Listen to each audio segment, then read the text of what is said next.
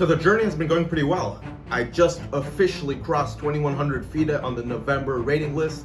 I played a blitz tournament in the capital city 2 days ago where I performed pretty well. And if you've been following the channel, you know we have the National Blitz Chess Championships upcoming exactly 1 month from now. Also, I'm going to be playing a classical local tournament 2 weeks from now as well, which means we've got to lock in. So yes, although I'm making progress, it can always be better, it can always be faster, and if I really want to be a chess professional, you know what? I have to train like one. So today, I'm going to show you what that's like in a day of training. Since one of my main priorities right now is the National Blitz Chess Championship, I've set up my Blitz protocol, which I talked about in my last video, so here I'm kicking things off with 30 minutes of Puzzle Rush. Now, it's time to do some more difficult calculations/puzzles. Today, once again, I'm picking chess tempo, and my main piece of advice for you is to always try to see everything and not guess before making your moves, and after every puzzle, check to make sure that everything that you calculated was correct, and if you have any other doubts as well. So this is just one of the puzzles I came across in my tactical session on Chess Tempo, my calculation training, and I really like these kinds of positions. First of all, they're all taken from real games. So they resemble real game situations where we have to ask ourselves the question, what if? So first of all, the first basic tactic that we spot in this position is that this knight is pinned because the queen is behind. So what if we just play bishop e3, right? So of course, there's this process. We start with the checks, captures, threats. If you're advanced and experienced, you can do that very quickly. Obviously, queen f7, queen h5, none of this really achieves anything.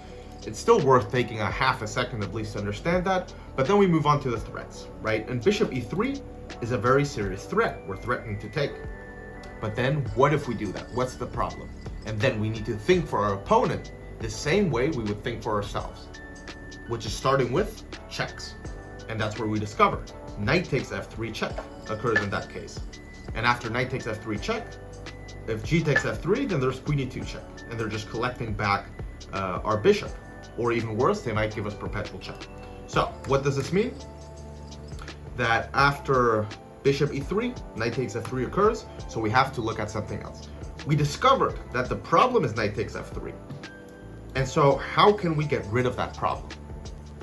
And that's where we find the move pawn to e5, because now the queen is protecting this pawn. And then first I thought, now we're threatening bishop e3, and this is where we need to continue calculating. How can he prevent bishop e3 from being a pin? Well, he has the move queen to a1, still defending the knight. But if he plays queen to e1, then we just push e6, and we're threatening to promote the pawn.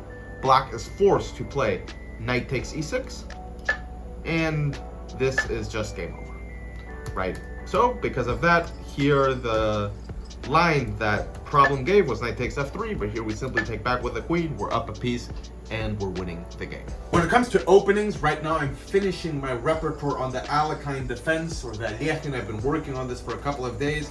I have quite a bit of things built up in my file already, so we're going to continue working on that. And if you want me to release this course, then let me know, and maybe I'll make it public.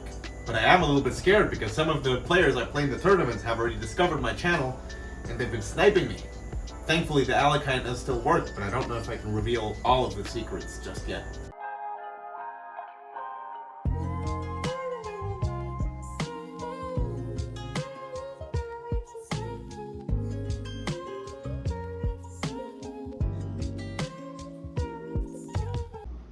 So in case you're interested into a quick little insight of how I study my opening lines, I usually use ChessBase, although you can do the same thing on Lead Chess Studies.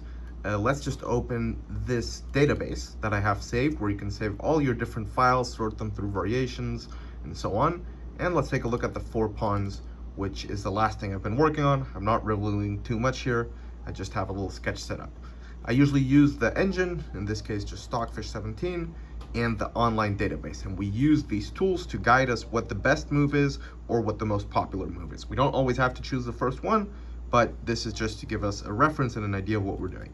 So let's insert this. We've already added the main position of the 4 pawns, and that's where we start adding, we can check out what moves we want to play. So we have a few different options. Let's say we're going to choose the main move, knight to c6, and then we have to insert all the different possible lines for white.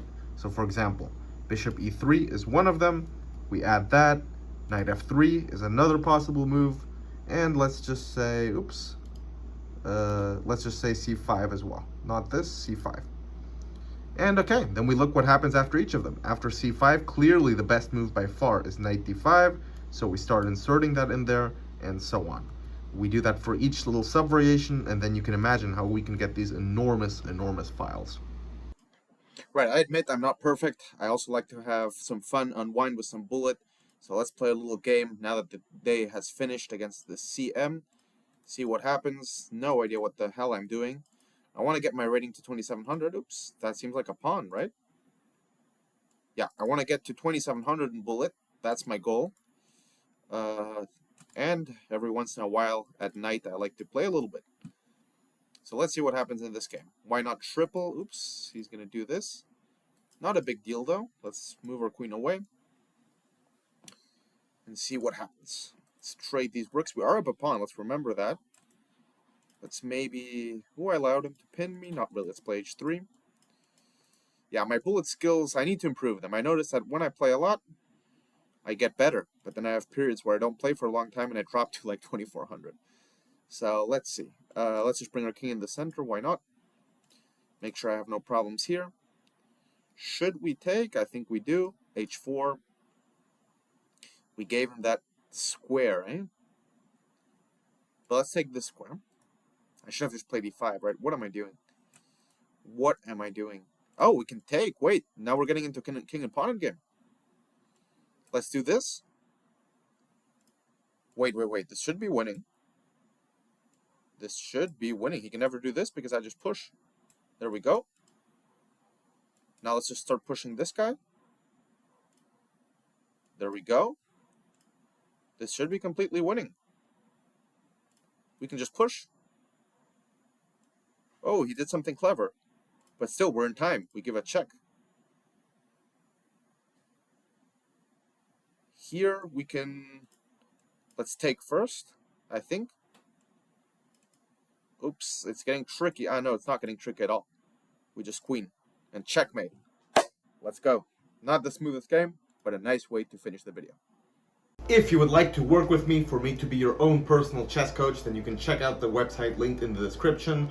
Also, if you enjoyed the video, I would really appreciate if you could subscribe and like the video. It really helps out the YouTube algorithm, so you can follow me along my journey towards the Chess Grandmaster title. Thank you so much for watching. I'll see you next time.